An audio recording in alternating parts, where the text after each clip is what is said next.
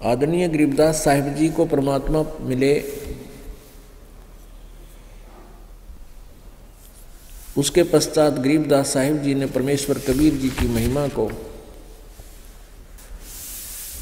परमात्मा कबीर जी द्वारा दिए गए ज्ञान को अपनी अमृतवाणी के द्वारा बहुत ही अच्छे शब्दों में वर्णित किया है। उसको पढ़कर सुनाते हैं आपको। परमात्मा की महिमा भी साथ साथ आपको सुनाएंगे।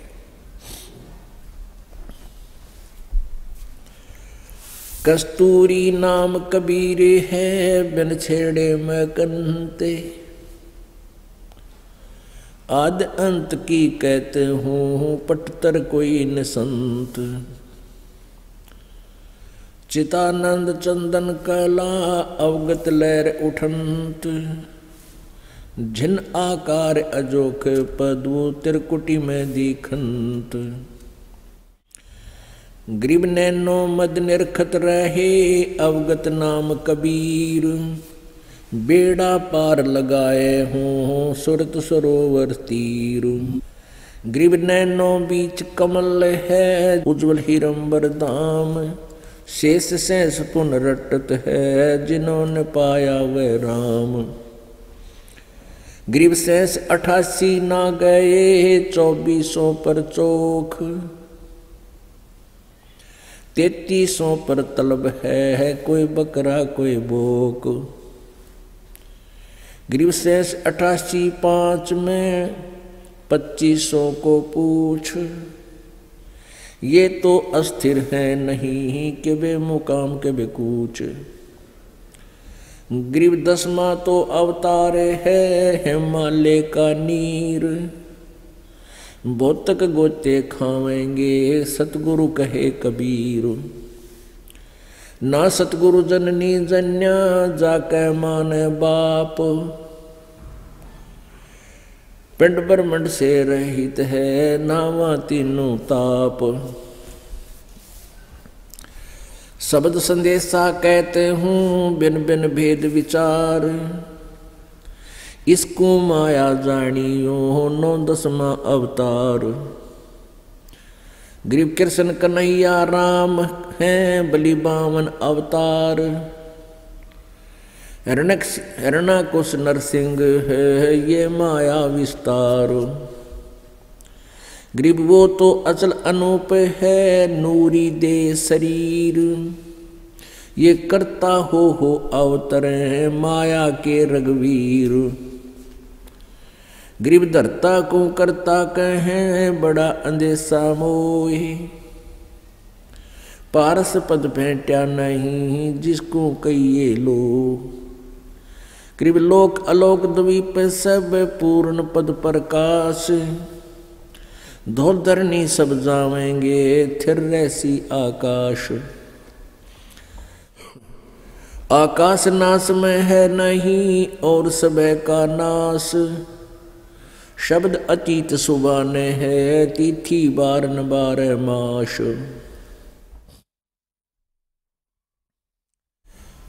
अब गरीबदास साहिब जी ने परमेश्वर कबीर जी की महिमा सुनाई है कि कस्तूरी नाम कबीर है और बिन छेड़े मैं कंते, यानी परमात्मा कबीर जी की में वो शक्ति है, उसकी शरण में आने के बाद इस प्राणी को स्वतः ही उसके सुख प्राप्त होने शुरू हो जाते हैं। जैसे कस्तूरी के अंदर से अपने आप महक निकलती रहती है, इस प्रकार परमात्मा की शक्ति का आभास आप जी को रह रह कर होता रहेगा जब आप इसकी शरण में आ जाओगे। अब एक और खास बात कही है परमात्मा की प्यारी आत्मा गरीबदास जी ने।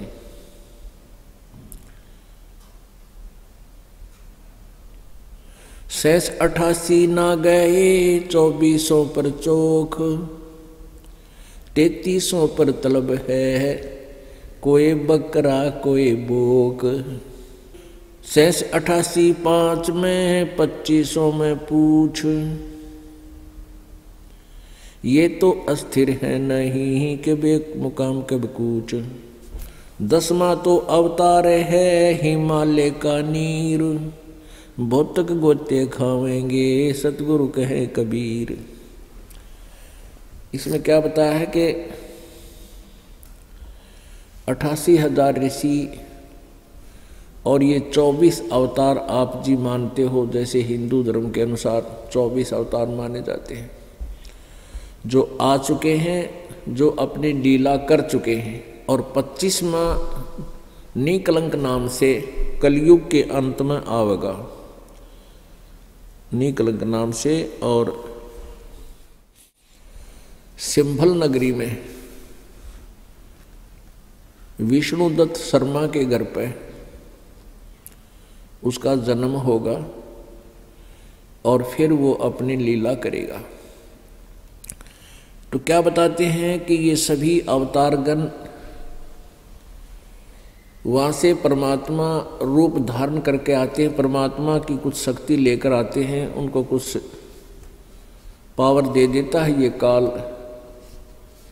और उनका निर्धारित कार्य होता है, उसी को वो करते हैं। जैसे विष्णु जी आए थे, श्री राम रूप धार के रावण का वध किया, ऐसे ही श्री कृष्ण रूप में विष्णु जी आए तो जो उनके निर्धारित कार्य थे, कंसवध आदि जो भी उनकी लीलाएं आप पढ़ते हो, उन्होंने वो किए। लेकिन अंत में वो अपने कर्मों को बिगाड़ जाते हैं। यहाँ उन्होंने जितने पाप किए हैं वो उनके बैड अकाउंट में लिख दिए जाते हैं, और जब तक इनके पुण्य चलते हैं तभी तक ये विष्णु पद पर रहेंगे। फिर इनकी मृत्यु होगी, उसके बाद ये 84 लाख योनियों में चले जाएंगे। ये विधान है इस काल भगवान का। और जो हम सत्साधना करेंगे, कबीर परमेश्वर की भक्ति करेंगे, फिर हम इस लोक में दोबारा नहीं आएंगे, हमारा दोबारा जन्म नहीं होगा।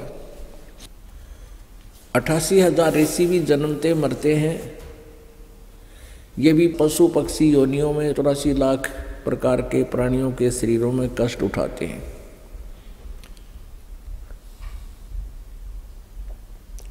इनको भी पूर्ण मोक्ष प्राप्त नहीं है। फिर कहते हैं शब्द संदेशा ना सतगुरु जननी जन्या जाके माने बाप।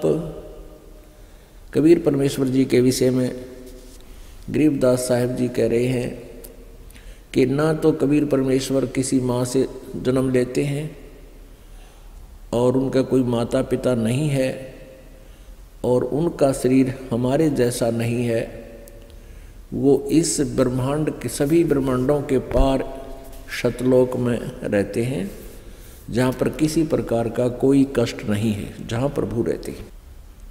कृष्ण कन्हैया राम हैं बलि बावन अवतार,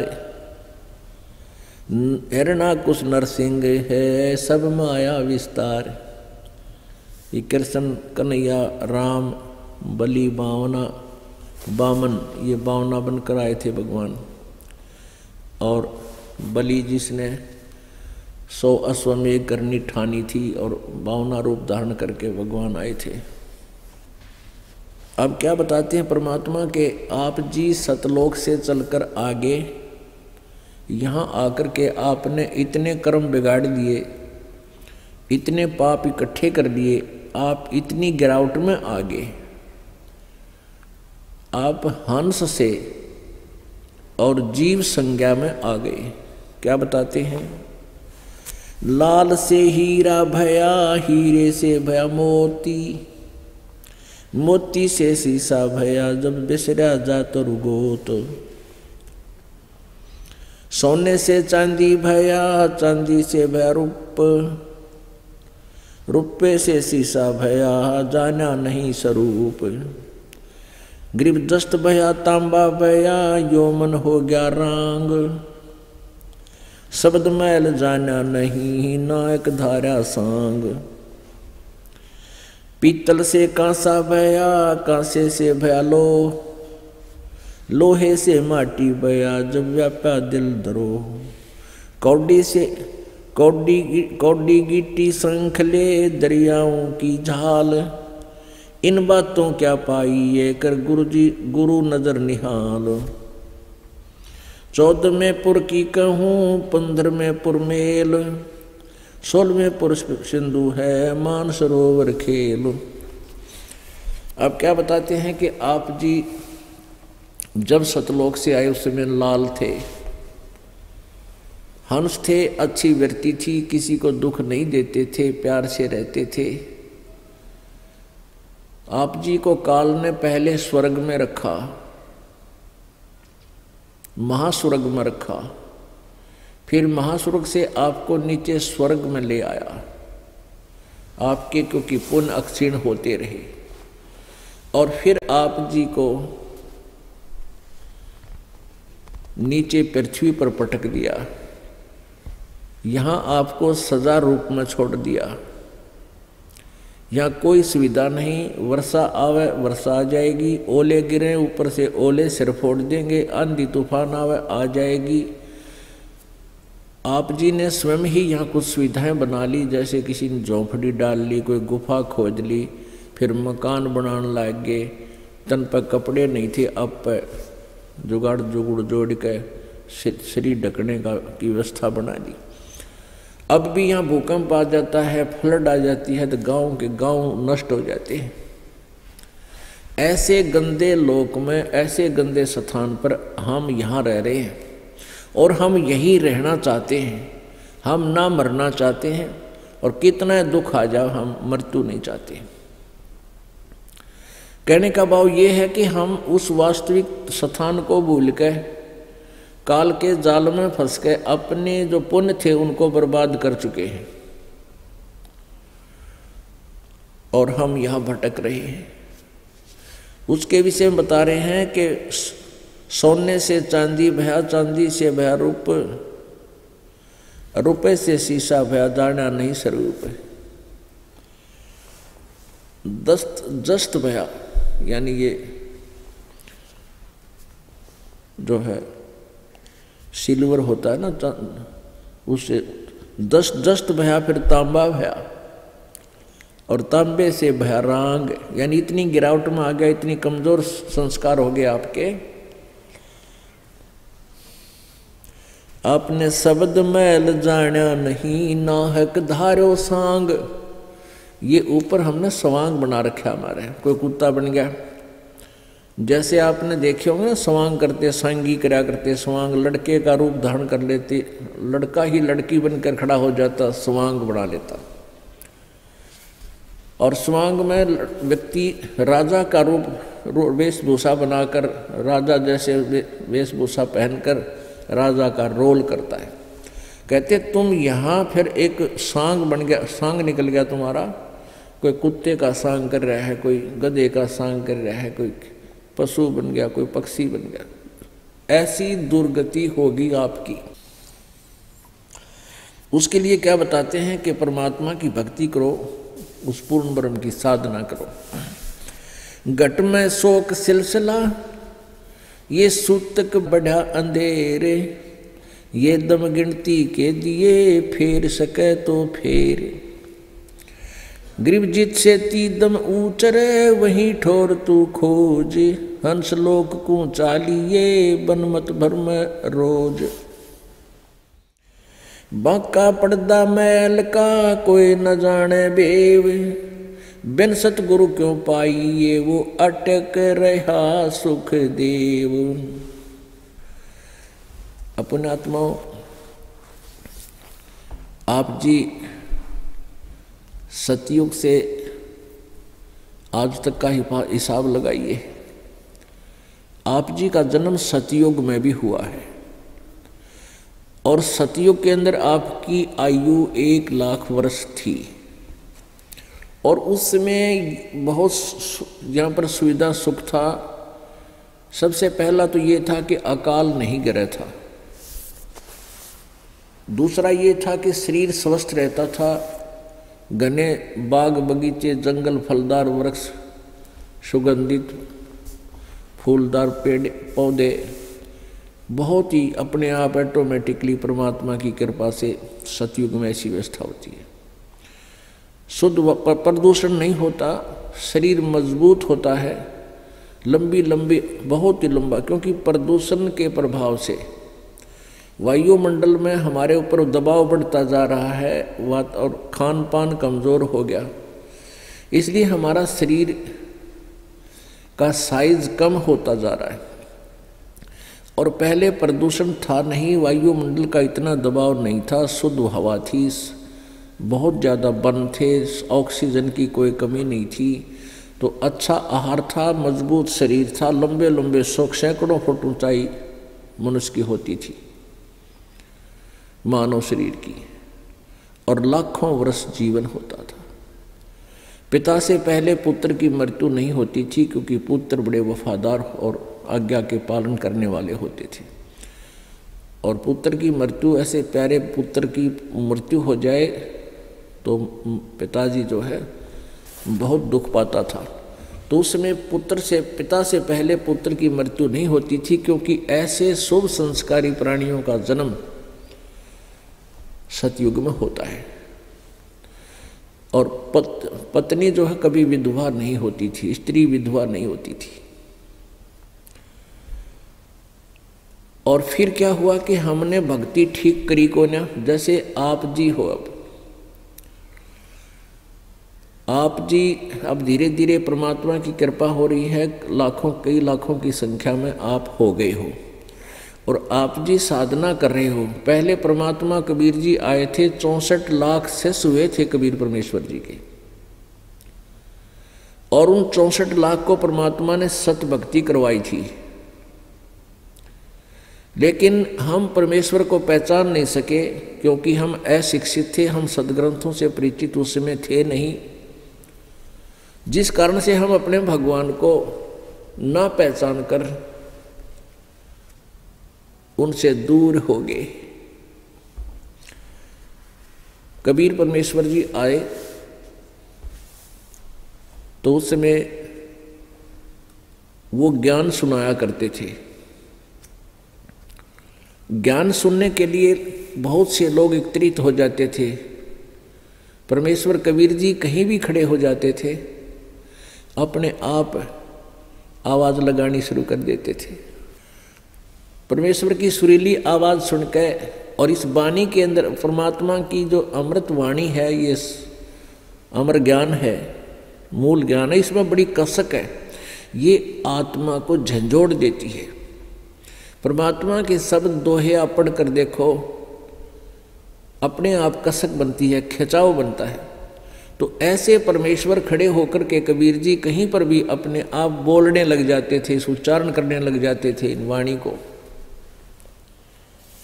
ऊंचे स्वर में आवाज़ लगा लगा के। तो ऊंची आवाज़ से कोई बोलता है तो प्रत्येक व्यक्ति, आने जाने वाला भी कोई हो, उसका भी अट्रैक्शन होता है कि ये कौन बोल रहा है, क्या कह रहा है, सुने इसके पास चल के। तो ऐसे कई सैकड़ों की संख्या में लोग जमा हो जाया करते थे, और परमात्मा 2-2 घंटे सत्संग खड़े खड़े बोलते रहते थे। ऊंची आवाज़ उसकी, परमात्मा की लीला, कितने भक्त क्यों ना होते उसी को स्पष्ट सुनाई देता था। कुछ लोग तो उनकी कृपा से जो वहाँ एकत्रित होते थे, परमात्मा विशेषकर वहाँ जाते थे, जैसे कोई धार्मिक अनुष्ठान हो रहे हों, धार्मिक मेले लगते हों तीर्थों पर, मंदिरों के आसपास, तो वहाँ लोग दुखी जाते थे, मन्नत मानने जाते थे। और कोई 10-10 चक्कर लगा लेता था तो भी राहत नहीं मिलती थी, और परमात्मा के दर्शन मात्र से ही बहुत से स्वस्थ हो जाते थे। इस प्रकार मालिक की शरण में लोग आने लगे। एक ही अटेम्प्ट में, एक ही बार में 10-20 व्यक्ति सुखी हुए। उन्होंने अपने रिश्तेदारों को बताया, औरों को बताया, परमात्मा के चरणों में आने लगे।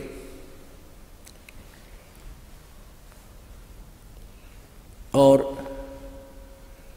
इस प्रकार लाखों की संख्या में कबीर परमेश्वर जी के अनुयायी बन गए। वो ज्ञान से कम, समाधान से ज़्यादा उनके निकट आए थे। क्योंकि दुखी प्राणी सतयुग के अंदर ये प्राणी बहुत दुखी नहीं था, और अब कलयुग में अपने पुण्यों को क्षीण करके अब ये गलत साधना करता रहा, उससे कोई लाभ इसको मिला नहीं। अब ये कलयुग में आकर के बिल्कुल पुण्यहीन हो गया, और पुण्यहीन होने से आपदाएं, आपत्तियां, शारीरिक कष्ट, मानसिक परेशानी अत्यधिक बढ़ गई है। और जो साधनाएं आप जी करते थे उनसे कोई लाभ मिल नहीं रहा, उनसे लाभ नहीं मिलता, फिर कहाँ चलते हैं कि किसी झाड़े लवाने पाले पर चलते हैं, जंतर मंतर करवाने के लिए चलते हैं। जो पूजाएं तुम किया करते थे वो किस लिए करते थे? घर में सुख रहे, शरीर में सुख रहे, हम पर कोई आपत्ति ना आवे। और जब उनके करते करते आपत्ति बढ़ गई तो फिर कहाँ चले? कहीं किसी सियाने के पास झाड़ा लवाने, किधर भूत कढ़वाने, या फिर किसी मंदिर में पहुंच गए, वहाँ कहते वहाँ सुख होता है। तो तुम जो साधना करते थे वो किस लिए कर रहे थे? वो गलत थी। जब तक आप पर आपत्ति नहीं आई थी आप ये सोच रहे थे कि जो साधना हम कर रहे हैं सही है, और जब आई आपत्ति आई तो उसने कोई राहत नहीं दी, फिर आप दौड़ने लगे, इधर उधर भागे। तो परमेश्वर कहते हैं अपनी वाणी में, पर्वत पर्वत में फिरा कारण अपने राम, राम जैसे संत मिले जिन सारे सब काम।